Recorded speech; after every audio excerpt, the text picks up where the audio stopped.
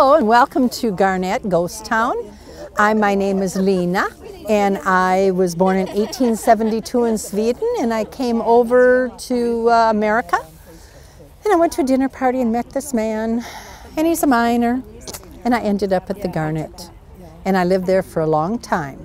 But yeah, well, yes, I know. We're best friends, you know. This is Anna Dahlberg. But we kind of go chippy back and forth once in a while. We're almost like a married couple.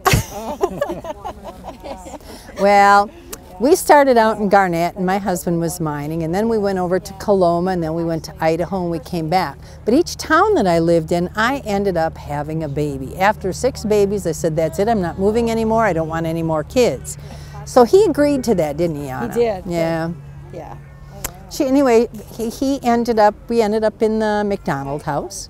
No, we were in the Adams house, weren't we? You were in the Adams Oh, house. yes, I always forget. It depends upon which year it was. But we ended up in the Adams house, and he ended up as the postmaster in Garnet. Now, Garnet, you know, at that time was called Mitchell first, and then it ended up Garnet. But it was Garnet, wasn't it? Yes. Because it had to only be 1 syllable, because we couldn't get a post office because Mitchell was 2. So anyway, I talk too much, and Anna here, she likes to do a little bit once in a while. So, well, my name is Anna Dahlberg. I came to Garnet in 1898 as a single woman. My maiden name is Lindell, and I'm a trained baker. And I heard that there were jobs available in these mining camps, so I came on the train. Got to Bearmouth. There's a whole group of us on the train, and that stage did not wait for us. So as a group, we walked all the way up China Grade. And we got to Garnet at 5 o'clock in the morning. Now, you can imagine after that walk, we were hungry, we were tired. But there was a middle of a shift change, and I went right to the Wells Hotel and got hired immediately as a baker. And but because the food was already cooked, I waited tables, but I did get fed, and that was always good. But just imagine those young people. You were pretty young, weren't you? I was 27. I was actually considered an old maid at that point. But I did meet my husband up at Garnet, and a year later we got married. His name is Gus Dahlberg. He worked for Sam Ritchie up at Nancy Hanks, and when we got married, he decided to be his own boss and do his own mining, and he remained friends with Sam, and they went in and bought the water system up at Garnet. They ran that together, and it's pretty darn neat. So we actually did good. We retired. Well, we left Garnet in 1913. Can't call it retired. I stayed there a lot longer. You stayed there a lot longer. I know. But we moved to Bearmouth, where we did a ranch. Now, I had a little girl.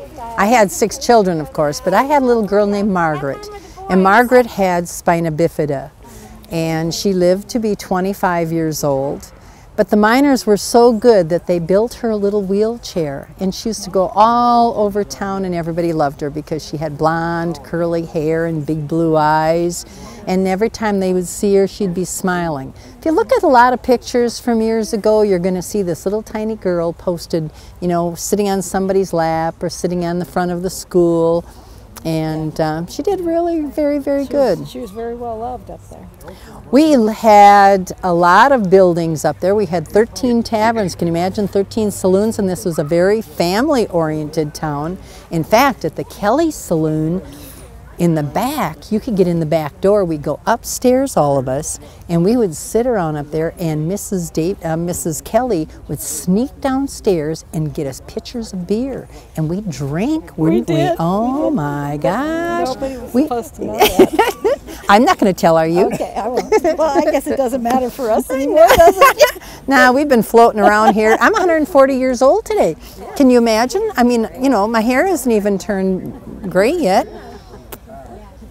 Amazing what you can do with a bottle, isn't it? It was a wonderful town to live in. We had great people. We had a lot of friends. The miners worked very, very hard.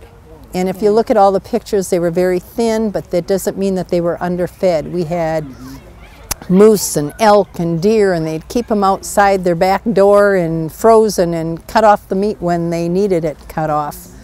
But it was a fun time also. But we didn't have a bank, we didn't have a church, and we did not have a hospital. But we had the Union Hall. Now, people didn't want to be buried there because it wasn't consecrated ground. So we're all buried here at this beautiful Missoula cemetery. Do you see this beautiful cemetery with all the leaves falling down and the color, and it's so pretty? Now, wouldn't you want to be buried here with us? We'd have a good time here, don't we? We do have a We good do, time. we do. Does anybody have any questions? Did anyone make money? Oh, yes, yes. Husband make money? Absolutely. They took in its heyday, Garnet took in about 5 ton, was $17 an ounce at that time compared to $1,300 an ounce now. But that was a lot of money at the time. We lived very well, we had beautiful clothes. Don't we look smashed? Yes. I thought we looked pretty good. But we did have everything that you can imagine. The Davy store had candies, and we had a candy shop, a sweet shop, and there was a barber shop. There isn't much that we didn't have, but I said it was family. Now the Union Hall is where we had all of our dances, we had our marriages, we had the christenings there, and there was a place called Dublin Gulch. Lots of Irish, Catholic Irish, so they would bring in a priest once a month, yes, and oh yeah, we had those, you're the baker, we had a lot of weddings up We there. had a lot of weddings. Can you tell them where they stayed? Well, they would have stayed at the wells. And you cook for them, right? I cooked for them, yes. We saw a lot of people. Also, Frank Davies happened to have a place, he called it the honeymoon cabin. And at the honeymoon cabin, they could get married and then they could live in the cabin for free until their house was built. But if Anna got married 2 weeks after I got married, then she could boot me out and she could get to stay there, and so then I'd have to find another place. Yes. Now, everybody saw the dedication today that we did for Frank Davy. Frank Davy owned the honeymoon cabin, and even after he passed away, his taxes paid for that so that people could still maintain there. Yeah. The mining wasn't the only way to earn money in Garnet because, well, Frank got very wealthy. Yes. Just by having a store, because things were expensive in the mining towns. But he had enough money that in 1913 he went back to England to see his family, and he actually came back from Liverpool on the Lusitania and his own cabin. The kids didn't like him though, did they? No. Oh man, you should have seen them. They even put the wagon on top of the building one night. Hung him in effigy, and yet he still gave him candy all the time. They had a really, really good time. Hello, are you coming to see the ghosts today? Yeah. Great, nice to have you here. Thank you for coming. Well, thank you. Anybody else have any questions? We have lots of stories, but I didn't know if anybody had specific. Has everybody been up to the Garnet Ghost Town? Have you? Oh, thank you very much for coming up to see us. Now, when you hear the music in the Kelly's Saloon, that's her and I having a really good time over there. They are still mining up above the Garnet Ghost Town. And it is the old Nancy Hanks mine, and they are still mining. There are a lot of old mines around. Yes. Oh, you know what? Did you ever hear about our little Warren's Park? Warren's Park, it's a little bit of a hike to get to it, but there was a man named Mr. Warren, and he just had such a hard time because the kids didn't have a place to play.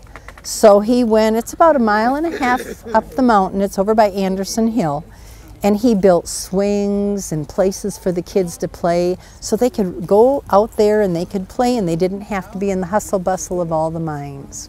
Isn't that a wonderful thing to do? It is. Yeah. Well, we have a sheriff over here. Sheriff, come on over here. It's Sheriff Cole. Hey, Mr. Sheriff. Okay, Res Sheriff John Cole, born in 1860, moved to Garnet in 1900, and I had a newspaper that I did advertising, and they say my paper was very political, which I don't know what that meant back in the early 1900s, but so I started out as a newspaper, having my own newspaper, and I charged the people for any articles that was in it, and I got paid in gold for that. Then I'm pretty sure, I haven't found out for sure, but I think I self-appointed myself as sheriff, because having 13 bars, you know, we figured we're going to have problems. Well, we didn't. I arrested one person and one dog. It wasn't us, was it? No, it wasn't us. But Garnet was not an average boom town. The difference was that the people that came there either had families, started families, and so it was very family oriented. So there was a lack of crime. Therefore, being a lack of crime, I left in 1910, I think. Really? Oh, I don't know. I was probably too young at Oh, the okay. time. Well, yeah, she was too young. She doesn't remember me. But anyways, I moved to Phillipsburg and had a paper there for a while, then moved to Anaconda and did a newspaper there, and then passed away of poor health. That's because you're always working. It's because I was always working. So. Thank you. Any questions? Are we good to go? Thank you very much. Thank you. Thank you. You didn't get in here for us.